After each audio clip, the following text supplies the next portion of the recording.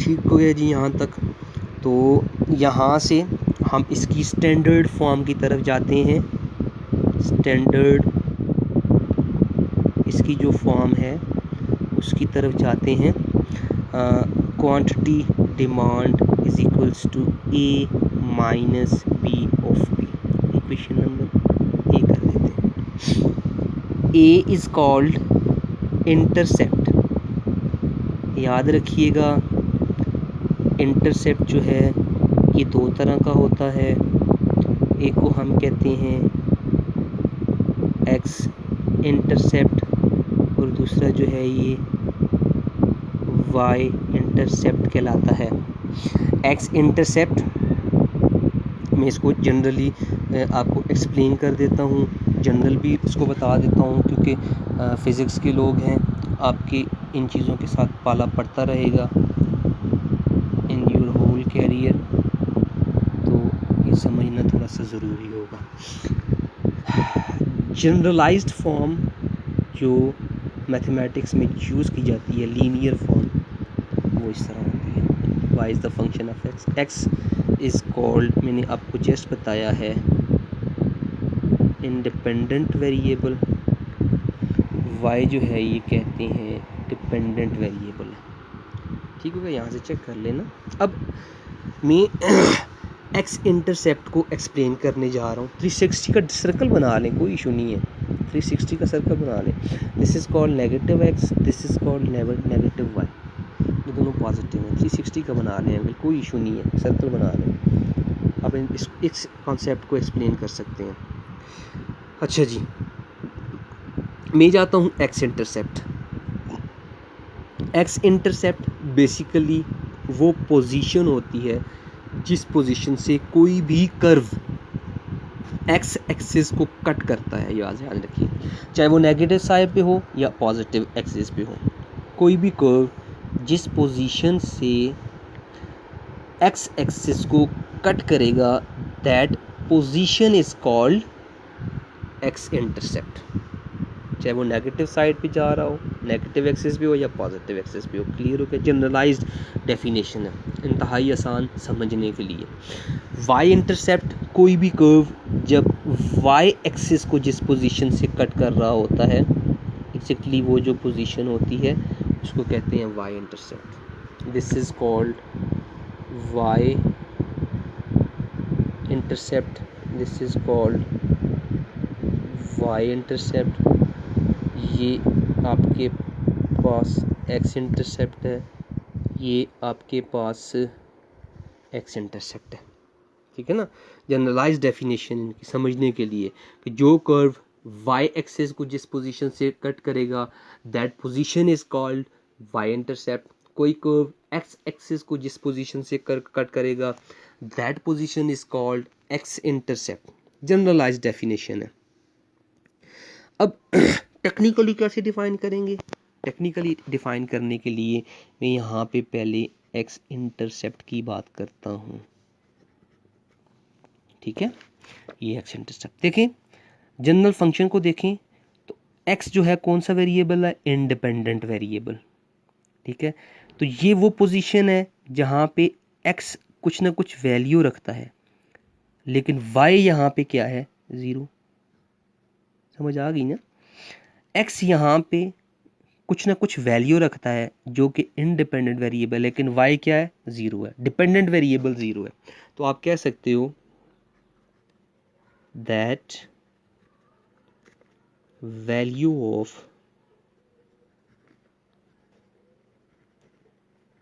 independent variable where dependent is zero। Exactly Y intercept भी इसी तरह ही होगा। वाई इंटरसेप्ट देखें, वाई इंटरसेप्ट पे यहाँ हो या यहाँ हो, वाई पे डिपेंडेंट वेरिएबल वाई है तो वाई की कुछ ना कुछ वैल्यू है, लेकिन एक्स इंडिपेंडेंट क्या है? ज़ीरो। तो आप कह सकते हैं that value of dependent variable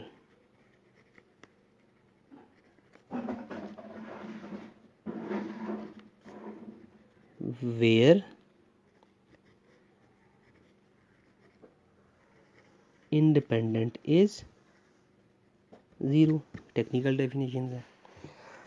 अच्छा जी, नेगेटिव साइन, इन दोनों की नेगेटिव रिलेशन को जो मैंने ऊपर लिखा है, देयर एग्जिस्ट नेगेटिव और inverse relation between, negative sign इन दोनों की नेगेटिव रिलेशन को शो करता है। B is called slope, generally इसका मतलब रेट ऑफ चेंज होता है। तो आप समझने के लिए आप कह सकते हो कि क्वांटिटी डिमांड पी की वजह से कितनी चेंज होती है, it is explained by B, slope. Clear हो गया जी। अब मैं इससे थोड़ा सा आगे जाता हूँ ताकि इसको फर्दर जो है वो हम एक्सप्लेन कर सकें।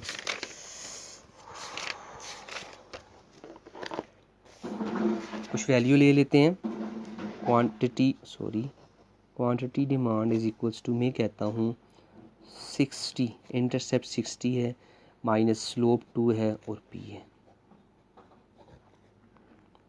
क्या होगा, पी की 1/1 वैल्यूज़ लेट करेंगे तो आपके पास क्वांटिटी डिमांड की, लेट से मैं कहता हूँ पी यहाँ पे लिख लेते हैं, क्वांटिटी डिमांड यहाँ पे लिख लेते हैं।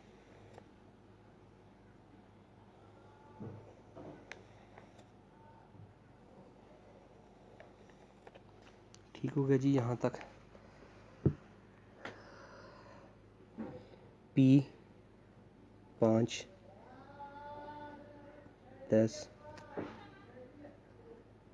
15, 20, 25, 30 कर लेते हैं। देखें पी यहाँ पे 5 रखें, 5 मल्टीप्लाई बाय 2 10, 10 माइनस 60 50 आ जाएगा। 10 रखते हैं तो 10 मल्टीप्लाई बाय 2 20, 40, 30, 20 एंड 10 0, 0 को छोड़ देते हैं।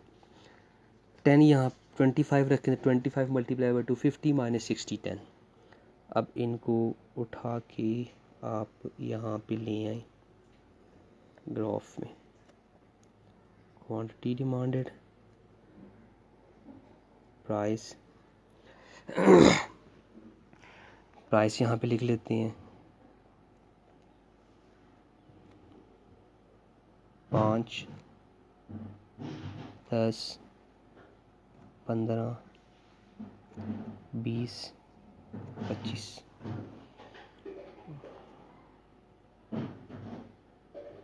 10, 20, 30, 40 एंड 50। पैचअप कर लें इन दोनों को आपस में।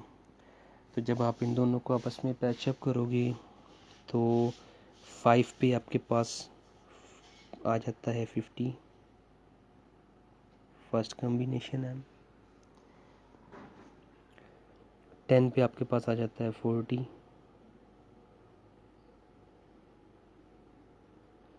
15 पे 30,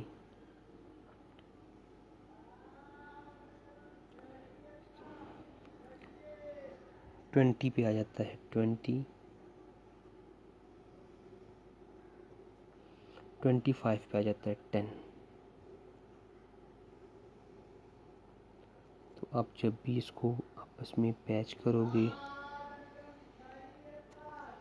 ए कॉम्बिनेशन है, बी है, सी है, डी है, ई है, this is called demand curve.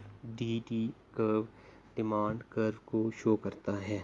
ठीक है, ये बात ध्यान में रखना। Demand, law of demand, demand curve, all these things are different. ये डिमांड कर्व है। डिमांड कर्व क्या होता है, यहाँ से भी आप देख सकते हो कि ये डिफरेंट कॉम्बिनेशन शो करता है प्राइस और क्वांटिटीज़ की, जो कंज्यूमर जो है विलिंग टू परचेज होता है। डिमांड कर्व आप इसको टेक्निकली डिफाइन करोगे तो आपका है how much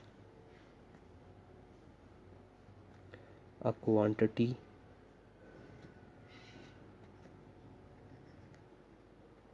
of any commodity consumer is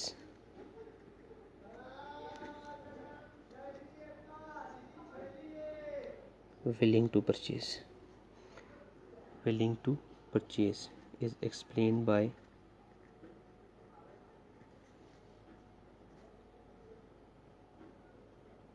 demand curve.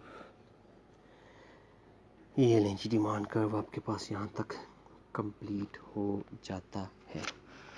ठीक हो गया जी। जो बात आपको समझ ना आई हो तो आप इसमें पूछ सकते